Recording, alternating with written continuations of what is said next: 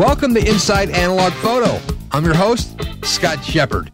The Inside Analog Photo radio program is all about the traditional photographic process. We talk about all aspects of analog photography, including the hybrid workflow. You can find out more information over at www.insideanalogphoto.com. And of course, Inside Analog Photo is brought to you by Fujifilm, making life more colorful. These guys have the coolest instant photography materials known to mankind. They have, of course, the pack film and 3¼ by 4¼ and 4x5, color and black and white. They have the Instax systems in the wide format, the Instax 210 camera and film, and of course the Instax Mini in the Instax Mini 7 and the Instax Mini 25, both in color film. Beautiful stuff. There's nothing cooler than instant photography. You get a print, because if you don't have a print, you don't have a real photograph. This is great fun stuff. This is great for art. This is great for business. This is cool stuff. You definitely want to check them out over at www.fujifilmusa.com/professional, making life more colorful. Our friends over at Photo Publicist, providing worldwide publicity, strategic promotion, social media marketing, and business development for the photographer, turning photographers into celebrities. You can find out more information over at www.photopublicist.com. Our friends at Richard Photo Lab, for the highest quality work known to mankind anywhere on this planet. Unbelievable developing, scanning, and of course, output on high quality Fuji Crystal Archive. Unbelievable cool stuff these guys are up to. And remember, you don't have a photograph unless you have a print in your hand, and you need to print your pictures. This is important. You need to supply proofs to your customers and even print your own work, because it's not about looking at it on a monitor. It's about holding a print in your hand. Definitely check these guys out at Richard Photo Lab, of course, at richardphotolab.com. Our friends over at DR5 Chrome Black and White, developing that turns your black and white neg into, that's right, black and white chrome. Unbelievable stuff. www.dr5.com. Our friends over at Upstrap upstrap-pro.com for the camera strap that will not slip off your shoulder, guaranteed bar none, the coolest strap around. Our friends at Iger Studios, for the finest quality drum scans known to mankind, igerstudios.com. Our official media partner, APUG, the Analog Photography User Group, for all things traditional photographic process on the web, www.apug.org. And our official philanthropic partner, George Eastman House International Museum of Photography and Film, over at www.eastmanhouse.org.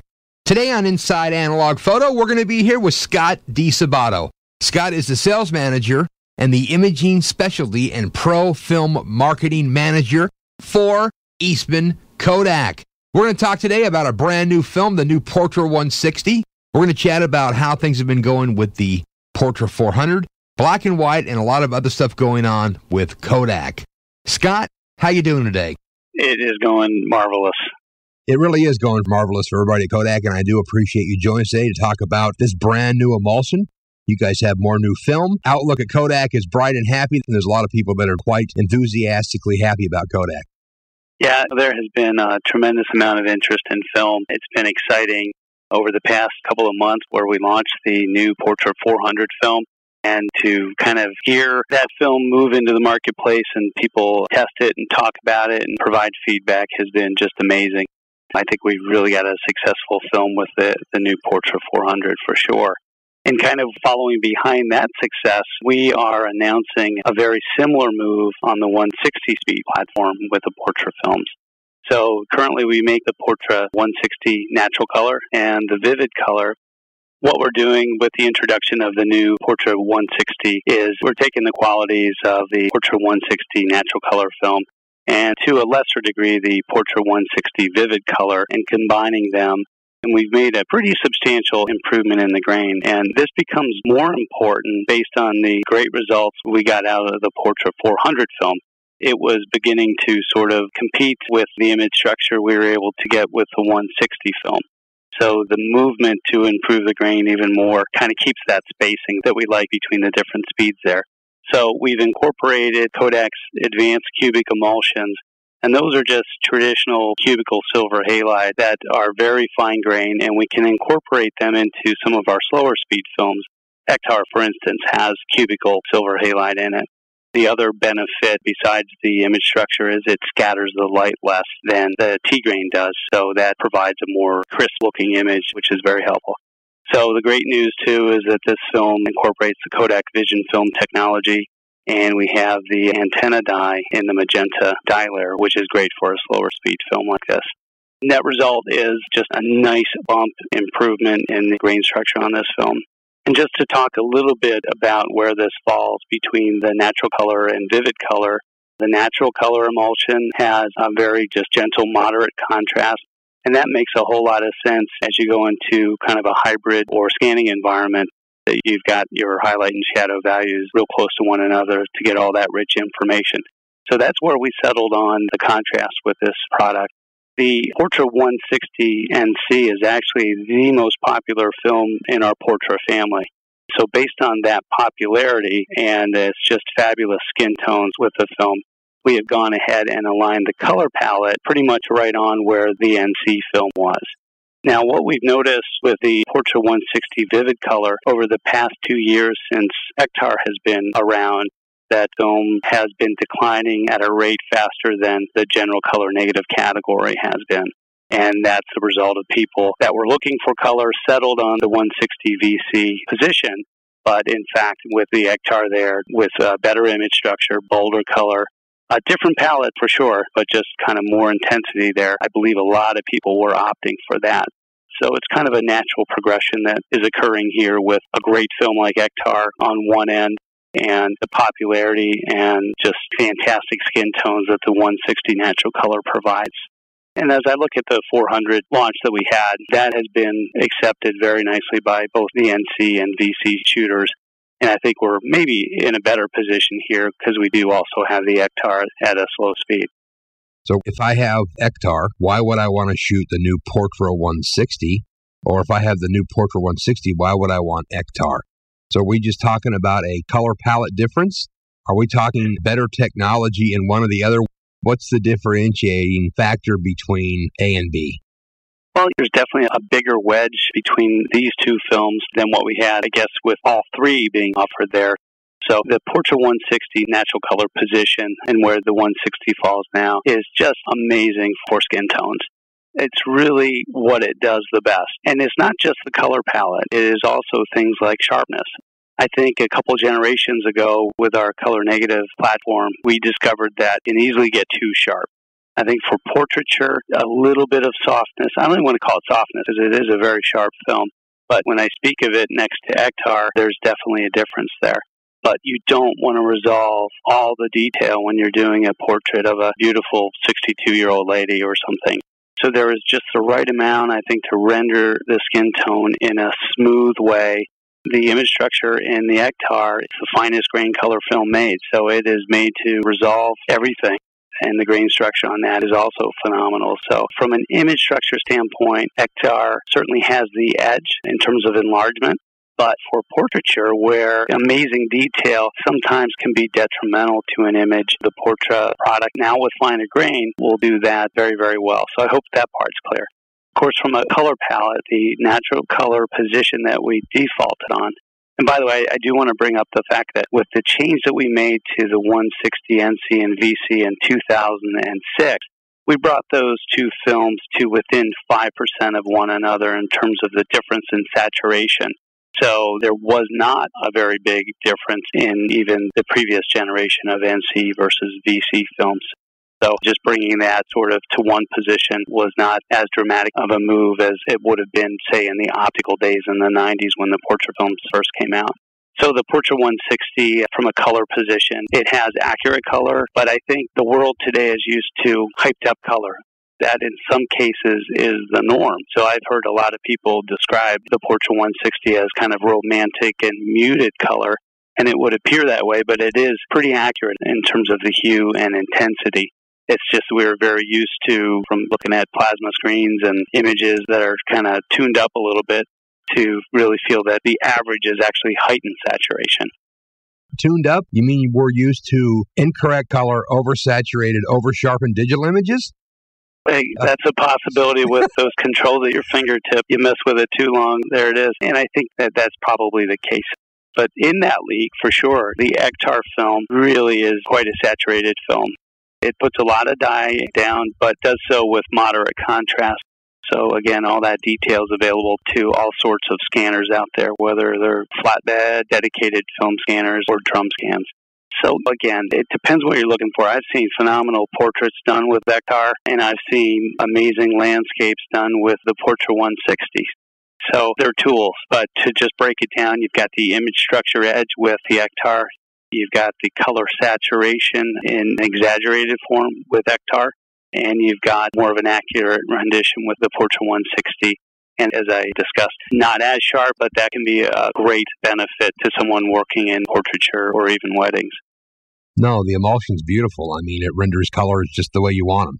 And if you do need to crank those up, it's very easy to do in post. It takes 20 seconds. So it'll go anywhere you need. But I think, like you said, it's really tailored for taking pictures of people. It's portrait film. Yeah, and I think in a lot of ways, if you're in a hybrid environment scanning the film, less is definitely more. You have the controls to override, but I think the beauty of working with a film like the Portra family is that labs have gotten very, very good at working with these films. They know how to scan them, and many, many times you can just expose this film, get it to the lab, and work directly with the prints. But if you are taking the scans, there's very little post-production work that is generally necessary once you and the lab kind of get dialed into one another. So that's an exciting benefit, I think, of working with a modern color negative film like the Portra family. Let's talk about the exposure latitude on the new Portra 160 in comparison to maybe the exposure latitude of the Portra 400. I know the 400 has 3 over, 2 under, and you can definitely do more than that. So really, I think in the world of analog technology right now that the Portra 400, it's from Area 51, man. It's amazing. So really, are we going to see the same type of latitude with the 160, or how's that work? Because it's color film and things are different. Yeah. Well, Scott, I want to correct you. It's not from Area 51. It's from Building 38. They're second cousins or something.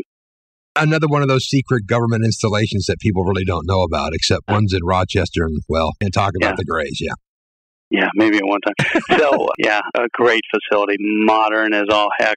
As we've talked about before, making an emulsion is like working in the kitchen. And more consistent and repeatable you can make it by actually reducing the amount of human intervention, the better, more consistent film you can make. And that's where all of Kodak Professional Film is made. So back to the question about latitude. On paper, we're saying that the 160 can deal with 3 over and 2 under. But I think you point out something pretty fascinating. I think the Portra 400 with the T-grain in that particular emulsion is just phenomenal. The elasticity shown by that film in terms of over and under exposure is like nothing I've ever seen. So I think, potentially that is a stronger film than maybe what we state, but I'll go ahead with the 3 over, 2 under on the 160. And I think in most cases, the efficiency of the T-grain, the tabular grain in the higher speed films is probably a big reason that we're getting successful results in a film that is either having a lot of light poured onto it or not enough.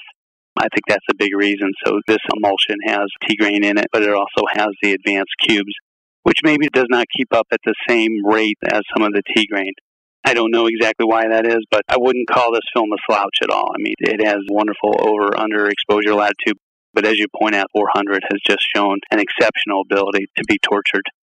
No, really. I mean, there's got to be technology shared between these different areas of Area 51 and Building 38 because the 400 film, it defies reality. You would never think you could do that with a piece of film. Whatever they use from the Vision 3, from the motion picture guys, I don't know if it was a bleed over from Spielberg, but you know something? The stuff is really incredible.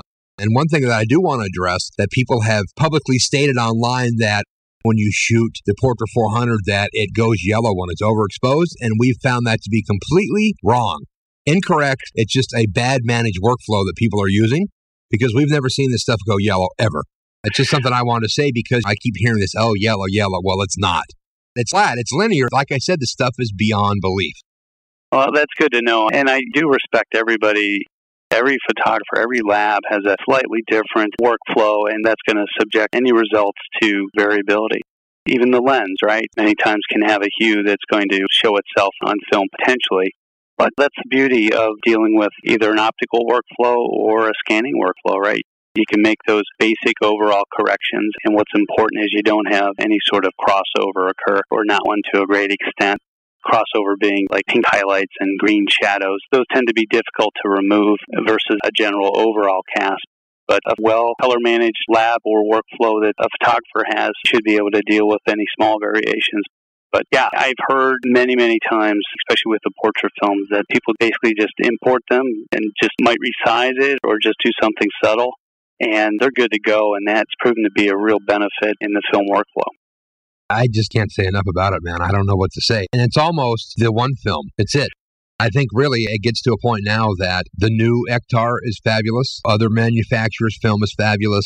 But really, with the new Portra 400, it's like buy a freezer full because that's all you need. It's worth it. And I'm sure if you buy half container loads, you get a deal from Kodak Direct. So yeah, you get a free light meter. You don't have to stock it up in the freezer. We'll make it fresh, and that's certainly the best way. But you're right, man. We're left with this just amazing portfolio right now. You could argue years ago we maybe had more films, but I would challenge anyone to say that we're covering the range that we have now with the new Portra 160 and the Portra 400. We have the Portra 800, and it's available in 120 and 35, and it's a fantastic film with a greater light sensitivity over the 400. And then the Ektar, which is doing its kind of unique thing out there with great image structure and good color intensity as well. So it really has things covered. It is. I mean, with the 400, you can shoot it at 16 with standard dev, and it looks fab. And you can shoot it at 64 with a +2. I mean, it's one film. You can go from 25 to 6400 with one box. And I haven't even seen anybody that's pushed it more than that. I bet you could shoot it at 12,000. Well, again, photographers have shown me work that is blowing my mind, too. So every chance I can see something beyond the so-called range of the film, it just increases my confidence with it as well. So good stuff. And now the 160 joins the fold. A big improvement in grain, and that will translate directly into improved scanning and an improved file that you end up with there. So why don't you take the Portra 400 and remove the orange mask and just call it digital film? Someone's going to ask, why is the orange even there? But sometimes there are so many systems that are just set up to deal with the orange mask. Originally, it was to minimize the amount of kind of cyan filtration that was used in opticals. But it's a standard. It works. But we'll have to look at all that. Again, I think it's the norm, and it's what people are expecting out there. And we'll leave it in. And there's still certainly people printing optically. And there's a great look to optical prints that can be slightly different than maybe what you see in a digital workflow. Oh, definitely. And it's not much of the film that we sell anymore that goes through that. So we want to retain that. We don't want to lose that heritage and great print quality that we get from optical printing. What type of feedback have you seen from the 400? And now we have the 160 where we have this consolidated VC-NC thing going on. Did you get a lot of feedback or flack from the 400 being NC, VC, and now people see it and they're like, wow, this is great? What do you see? What do you hear on the street? Well, so far, nothing from the 400. And we went out of our way to sort of test that. We sent the product out to some NC users as well as VC users, and we really just asked them to pay attention to the grain and not really talk about the compromise in the color saturation level. And what we got back was great compliments on the grain and great compliments on the color or the skin tone or whatever it was that they were pointing out to us. So that's worked out very, very well. And I think, as I said, the Portra 160 film will just start to ship beginning in March. So we don't really have a public reaction, but everybody that tested it produced fantastic work with it. And I've seen some real strong color with it, fabulous skin tone across the board, great what we call flesh to neutral balance with the film as well. So I think it looks like it's going to be received very much the same way. Because remember, they were only 5% or less apart from one another from a saturation standpoint, which is not that much. And at the 400 speed range, we didn't have an Ektar sitting out there for those that were interested in a bit more. Have you found that the new 400 speed film is being gobbled up so quick that you guys can't keep up with it? Do you find that it's being so well received that people are just buying this stuff up like it's the best thing since sliced bread? Well, sales are strong, and so far this year, I don't think I've heard of or encountered any supply issues with it yet. So, no, I don't know that we've run out, to my knowledge, but we're not really in a photo active, busy part of the year either. So we'll be gearing up for it. We had a real strong year last year, and we're looking forward to another outstanding year this year. What type of, feedback or comments you've had about the availability of the product in 220s? Seems that there is wedding and portrait, and even some people that shoot other genres of photography seem to like 220. And 220 really is a U.S. product because it was really never adopted widely worldwide, but it seemed in the U.S. that people really dig 220. Yeah, I think if you use 220, you're in love with 220. It really allows you to keep working, to keep focused, and I'm just real proud that both of these films are available in 220. So the reaction from the 220 format shooters has been very, very strong. And in fact, I think it probably has gained some business from the competition as they back out of the 220 format. So I think it's been great that these two films are still here for those that are loyal to the format. You talk to a lot of wedding photographers that really would have a difficult time with 120 just based on the amount of film changes they'd have to go through. And fashion photographers, and really just anybody that has a 220 back and has kind of learned to keep working like that. And then, of course, if you're at a 6.45 or 6x6 and you're into some of the larger medium format sizes, 6x7 or 6x9, you chew through that pretty quickly. Yeah, I've never thought about putting 220 in our 6x9 camera. So another good tip there to increase 6 shots to 12. So always fun. Yeah, for sure. So, Scott, with all this great news and ink and happy photographers going on with what's happening at Kodak with the portrait line and the color films, and there's a lot of new stuff at Kodak, let's talk about the state of black and white. I know that there's been some consolidation in some 8x10 large format product, and I think that's still going strong, but there were some changes in the way it was distributed. Let's sort of get an overview here of the black and white scenario. What's going on with all that? Black and white has been a really strong performing part of the portfolio. And in the last couple of years, it has emerged as the largest part of the Kodak Professional portfolio.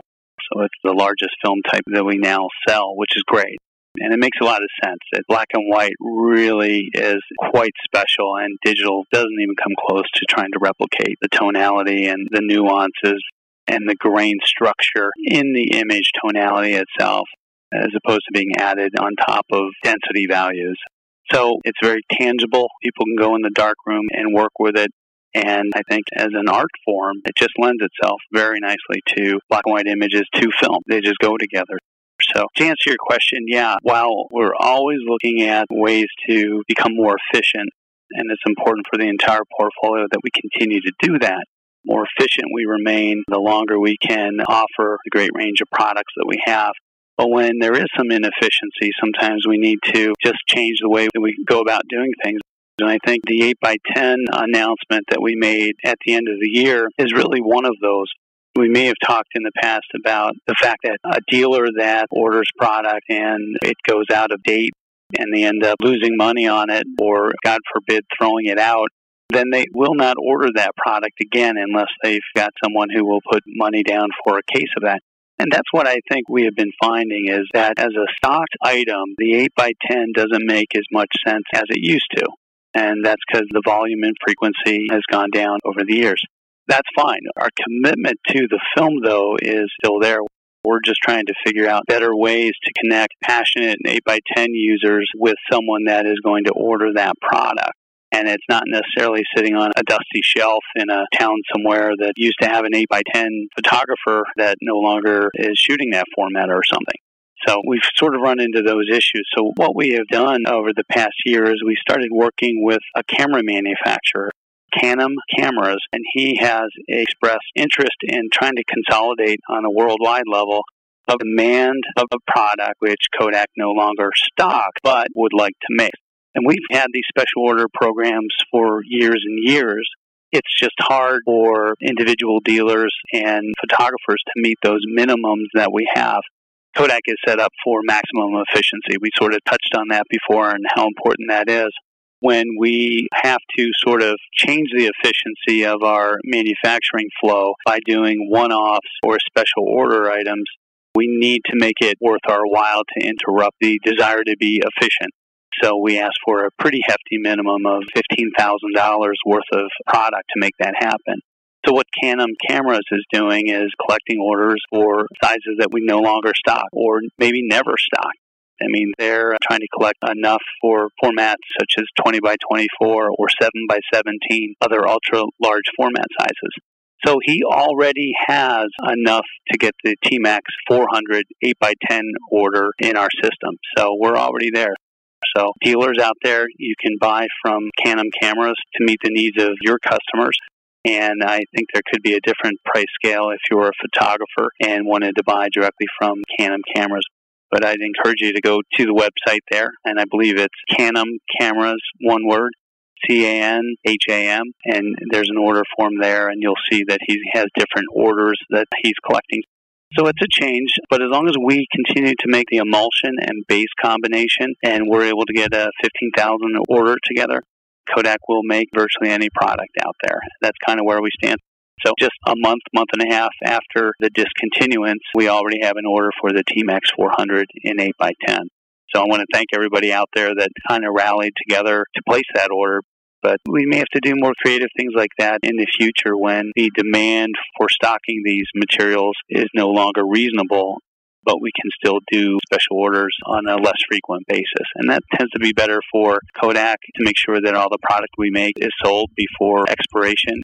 And same thing for dealers. They're really only buying it in this way if they have users for it. So disappointing maybe if you're an 8 by 10 photographer that was able to get the T-Max film by just walking into one of the few dealers that was actually stocking it. But great news, I think, that we're still continuing to make this product, and it just has to be consolidated a little bit better. Well, really, I mean, who expects people to stock this kind of product on the shelf? I mean, large format photography is beautiful. There's nothing that compare to it. But when it gets to a certain point, all this kind of product is going to sit on the shelf and rot. So why would you want to go into a produce market and buy rotten fruit when you can have fresh? It'll certainly be fresh when it gets into the photographer's hands. It'll just have been finished and sent out. So that's definitely true. But it's definitely something that I think once photographers that are committed to a certain emulsion and committed to certain formats, they begin to understand how that works. It'll be a change. I think you'll have to look ahead a little more and place orders for product that you need right away and expect to need over the next few months or until a next order can be produced. But yeah, it's a bit of a change. But again, I'm just glad that the emulsions that people like and formats that they need are available. How's the outlook for black and white in general? Do you still find that it's extremely strong in education markets and so forth and so on, or are you seeing a shift more towards color? No, I think black and white is strong across the board. Photographers, there's a lot of switch hitters out there, a lot of them, but there are many, many photographers that see creatively, visually in black and white only. And when that's the case, I think that the analog materials really shine and show through. So black and white pops up everywhere. It pops up in the education market for sure, for fine art for sure. In the portrait wedding and commercial markets, it's there. And so the outlook is really strong.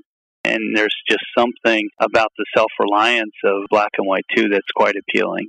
Maybe quite the opposite of something like E6 or certainly K14, where you pretty much typically rely on a lab. But for black and white, obviously, you're able to do that yourself. And in fact, you might have more creative control, more technical control for sure if you do that. And you're a good darkroom technician, too. So that's the beauty of black and white is it's part of a workflow process, and you can participate in just a part of it by exposing film, or you can participate in the entire workflow from exposing it to developing it and, of course, making your own prints. Well, I mean, really, too, I think every photographer, if you're shooting analog product, at some point you need to soup some black and white in the bathroom because it is so easy to do. And it's extremely rewarding, and it's a tactile experience. And I think that if you know more about the process that you're using and shooting, you're going to be better all the way around. So everybody should try to at least soup some black and white. I mean, you can do this with washing soda and instant coffee if you want. Yeah, and we've got a broad range of developers out there, and some are pretty flexible in terms of their mixing and keeping. So, yeah, for sure, it's quite an experience, and you've got creative and technical controls that are just extraordinary. So it's great to see that things are still strong in all markets. So it must be a fabulous time right now at Kodak to be in the film group. Well, it is. And there's a lot of us that work in the film area are pretty passionate about what we make and what we do, and we help people. Yeah, it is a great time because we have, despite the uphill battle occasionally, we are in control of a wonderful portfolio of films. And we've really never made film that has been at the quality that we're making today, and we'll keep going with it. We certainly need the customers to continue to buy it, and that's a strong relationship. We'll keep making it then. So it is a great time to hear people going back to film, to hear about people that have maybe come from a digital background and they try film along the way and fall in love with it. I think film's a great way to differentiate your work in this digital world. So it's a great time because I think people are considering what film means to them more than they would have before. When film was really the only way to make certain kind of images, you just had to do it that way. And you didn't necessarily stop to ponder or consider the film quite like you might today as you enjoy the differences, and they just stand out. So fun time, great films, and really some great photographers out there using our stuff and just making incredible images with it. It is pretty cool. So let's touch off on one thing that we haven't really chatted about a lot previously is the whole paper environment. I know as part of your duties at Kodak, you're in the whole film group, and that includes paper. There's, I think, some interesting products right now for people that do want to print. A lot of people don't print anymore like they should, and you really don't have a photograph until you have a print. So what's sort of the state of paper at Kodak? Well, yeah, paper is a critical part of our traditional business. And I think if we look historically at some of the changes that have taken place as film levels declined, we were seeing color paper decline at a rate as well. And that was primarily due to the amount of proofing that was done. That generated quite a bit of paper, both in the professional side and the consumer side. But some years ago, that leveled off somewhat as digital substitution sort of ran its course in especially the portrait and wedding communities began to level off some because the final images were still printed out, and that represented a certain amount of business. But what also happened is the number of clicks, the number of images made went way up as well. So at some point, just the mass of digital images began to then get printed out onto photographic paper. Again, typically in a situation where they were using LEDs or lasers to write onto color paper. So it's been a somewhat stable business for us. And I think if you're looking for high quality images and good value, I think photographic paper is absolutely one of the best places to look. So the papers were all designed, just like we were talking about with the portrait films, to work in the optical workflow. And then the digital capabilities started to enter into our color papers, the Endura line of paper. And, of course, the reciprocity characteristics of those products are different than the optical workflow. But I've got to say that the photographic system in the optical days just worked. It was just fantastic, the quality we were able to produce with optical printing. But that still really holds true today. I mean, a lot of the aims that we had before, except for things like reciprocity, are pretty much the same. So the relative color space that film has complements very well, for example, our Kodak Professional Endura Supra VC paper today. So the way those colors complement each other and really stimulate each other rather than through maybe an optical light path, it's digitized and then sort of turned into the signal that exposes the new Super VC paper. It's really the relative spacing and gamut of the color palette of the film and the paper that still really works. So I still think that it really makes sense for a Kodak film shooter to try a variety of different output. See what you like, whether it's inkjet or other materials. But I think you'll find that the Super VC paper really does sort of carry the capabilities of your film just that much further. Scott, what's the best place to find a lab that's currently using Kodak materials? So if you do want to try out the Super VC paper, the metallic, some of the other options that are available from the different finishes, where would someone look to actually find out and say, hey, I'd like to see what my stuff looks like? Yeah, and that's very important that we're able to match up a photographer's needs with a lab's capabilities. So on our Kodak website, if you were to search for our ProLab locator, you'll see that you'll get to a page that will allow you to put in your city and state and put in different lab offerings. And whether you want C41 processing, whether you would like to look at our color metallic paper, whatever it is, you can type that in and it will show you the labs that are closest to you that offer those services. So pretty good way to sort of connect lab's capabilities with photographers' needs out there. So it's a ProLab locator. Scott, also give us the information on where we go to find out about, of course, the Portrait 400 and the brand new Portrait 160. Where do we find out about these emulsions, the films? There's tech data sheets, there's examples. Where's this at? Yeah, if you go to our website, kodak.com/go/professional, from there you can navigate all around really everything that we've talked about today, from color to chemistry to, of course, the new films that we have. So it's all there, and almost everything we make has a technical data sheet that you can download and get some real good, valuable information there. And also, Scott, the next place where they can actually go see you guys physically in person is going to be the Society of Photographic Educators Conference that's going to be coming up in Atlanta, correct? Yep, Kodak will be there. We'll have a booth. It is Friday, March 11th. I think we'll be down in Atlanta. Beautiful. What a great place at a great time of the year. Always nice to go visit Atlanta. Especially when you're in Rochester. Yeah, I bet it's cold right now and there's a lot of snow. It's cold. Let me look. It's pretty warm today. We're up to 22 degrees after being -9 this morning.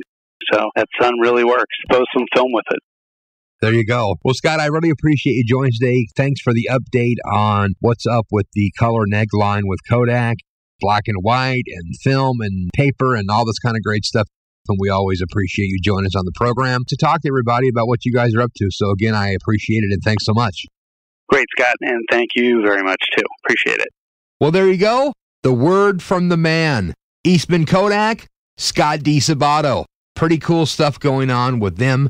Brand new films, updates of films. You know, they keep cranking out stuff. It looks fabulous future for analog photography. And we'd like to thank Scott for joining us today to talk about Eastman Kodak's involvement in analog photography, their pro film division, and all the stuff that's going on, of course, with Kodak.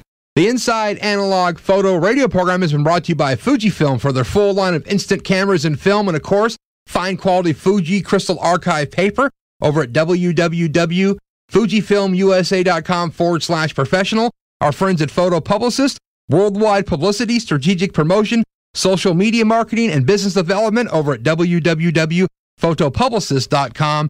Our friends at Richard Photo Lab for the finest quality lab in the country, richardphotolab.com. Our friends over at DR5 for black and white chrome at dr5.com. Upstrap for the finest quality camera strap that will not slide off your shoulder at upstrap-pro.com. Our friends over at Iger Studios at igerstudios.com. And of course, our media partners of the Analog Photography User Group at apug.org. And our official philanthropic partner, George Eastman House over at eastmanhouse.org. I've been your host, Scott Shippert, here on Inside Analog Photo. We'll be back next week with more great analog photography.